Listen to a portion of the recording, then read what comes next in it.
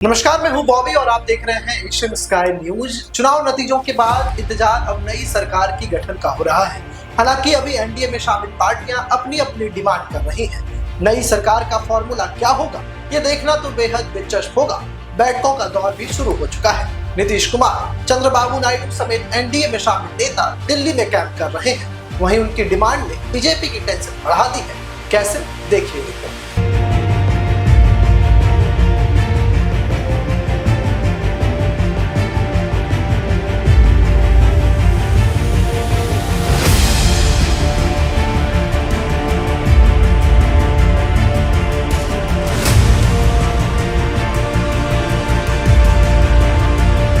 2024 के जनादेश सामने आते ही दिल्ली में सियासी हलचल तेज है।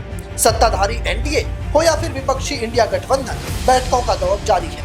इस बीच एनडीए की नई सरकार के शपथ ग्रहण का डेट सामने आ चुका है। जानकारी के मुताबिक नरेंद्र मोदी 8 जून को एक बार फिर से प्रधानमंत्री पद की शपथ ले सकते हैं। हालांकि नई सरकार के गठन से पहले एनडीए में शामिल पार्टियों ने मंत्रालय को लेकर दावेदारी भी तेज कर दी है। नीतीश कुमार की पार्टी जेडीयू ने 4 मंत्री पद मांगे हैं। वहीं चिराग पासवान ने 2, जीतन राम मांझी ने 1 और टीडीपी ने भी 4 मंत्रालय पर दावा ठोक दिया है।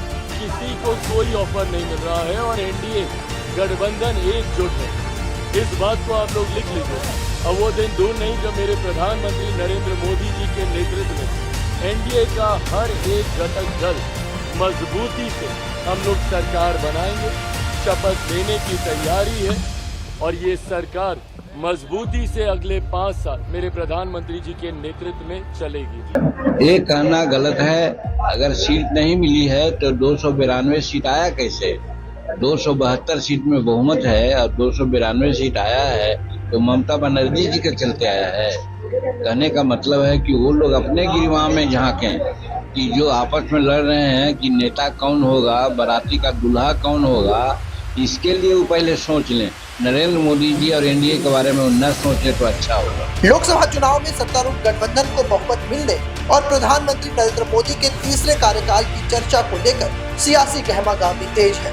बीजेपी के नेतृत्व वाली राष्ट्रीय जनतांत्रिक गठबंधन के वरिष्ठ नेता नई सरकार के गठन को लेकर बैठक में लगे हैं। तेलुगु देशम पार्टी के अध्यक्ष एन चंद्रबाबू नायडू, जेडीयू के नेता और बिहार के मुख्यमंत्री नीतीश कुमार, शिवसेना नेता और महाराष्ट्र के मुख्यमंत्री एकनाथ शिंदे और लोक जनशक्ति पार्टी रामविलास के सुप्रीमो चिराग पासवान इस बैठक में शामिल भी हुए। नेताओं के अलावा बीजेपी और उसके अन्य सहयोगी दलों के शीर्ष नेताओं ने इस बैठक में शिरकत की। लोकसभा चुनाव में बीजेपी को 240 सीटें आई है। टीडीपी ने 16, जेडीयू ने 12, शिंदे के नेतृत्व वाली शिवसेना ने 7 और चिराग की पार्टी ने 5 लोकसभा सीटें जीती हैं।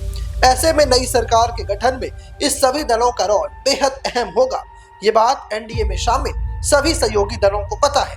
यही वजह है कि उन्होंने नई सरकार से भी बड़ा मंत्री पद मांगना शुरू कर दिया है। लिहाजा ना चाहते हुए भी बीजेपी को अपनी सहयोगी पार्टियों को सम्मान देना होगा ताकि गठबंधन की गांठ ना खुले। Bureau report, Asian sky news.